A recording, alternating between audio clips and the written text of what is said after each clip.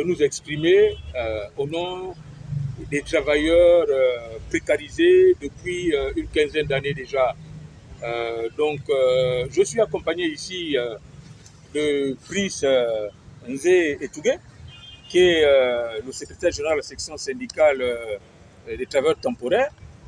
Et ce qui m'a amené aujourd'hui à prendre part à leur conférence de presse, c'est le cas auquel nous avons, le cas que nous avons vu dans les réseaux sociaux de façon virale sur le jeune compatriote qui est mort électrocuté sur un poteau de courant à Kangola, pour le compte de la FCG. C'est pour ça que je suis venu aujourd'hui pour assister à leur conférence de presse, pour dire un mot un peu à ce sujet, parce que ça commence un peu à bien faire. Trop de Gabonais meurent dans le silence parce qu'on les a mis dans la précarité et on les soumet donc en fait à tout type de tentation. La situation dans laquelle ils sont prêts à accepter même à manger à la poubelle pour survivre. Et c'est une situation qui doit s'arrêter parce que dans ce lot, il y a tout type de profil. Il y a des hauts diplômés, il y a des cadres moyens, etc. On ne peut pas continuer à vivre dans ces conditions-là parce que ça profite à plusieurs entreprises capitalistes et ça ne peut plus continuer. Donc c'est ce qui nous amène aujourd'hui à débattre avec vous, notamment la question des travailleurs temporaires qui ne sont jamais embauchés, alors que la loi est claire à ce sujet. La loi prévoit que quand on a passé 2 ans dans une entreprise utilisatrice, cette entreprise qui vous utilise pour le compte d'une prestation doit vous embaucher, au bout de 2 ans, doit vous embaucher en CDI.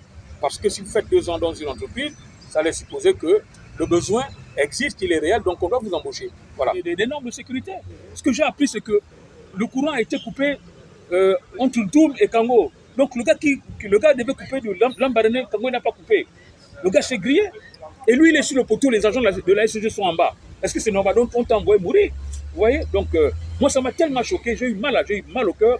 Quand j'ai vu ça, je me suis dit, et en plus depuis samedi, c'est hier qu'on a vu les vidéos, donc la SG a fermé la bouche.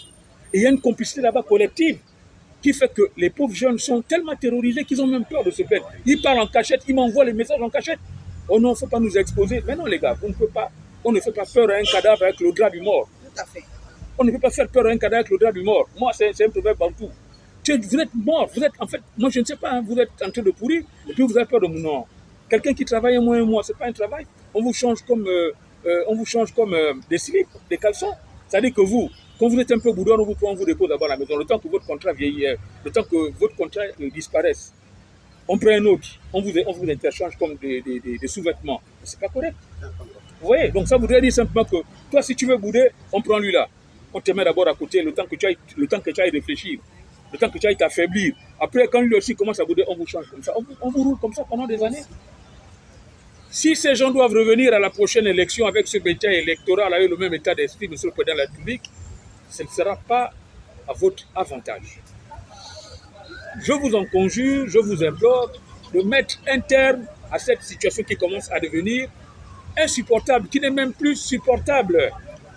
Des compatriotes non couverts par les risques professionnels et les maladies professionnelles, non couverts par la sécurité sociale, meurent comme des bêtes sauvages sur les chantiers, en silence parce que les accidents de travail ne sont pas déclarés sur le plan, ne sont pas déclarés à la CNSS.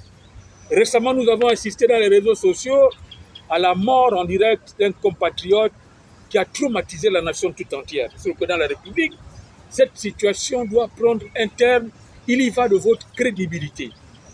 Tous les Gabonais vous soutiennent et sont sortis comme un seul homme dans la rue le jour où vous avez libéré le pays, ce 30 août, on s'en souvient comme si c'était hier.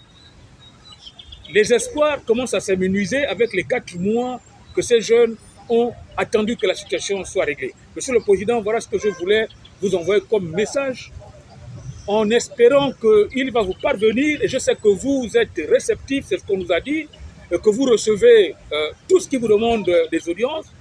Eh bien, nous demandons à travers ce message une audience pour qu'enfin nous échangions avec vous, mano à mano, pour que vous sachiez tous les contours de cette nébuleuse qui mettent en mal, qui sont un caillou dans la chaussure de la réussite de la transition. C'était mon mot de fin et je vous remercie.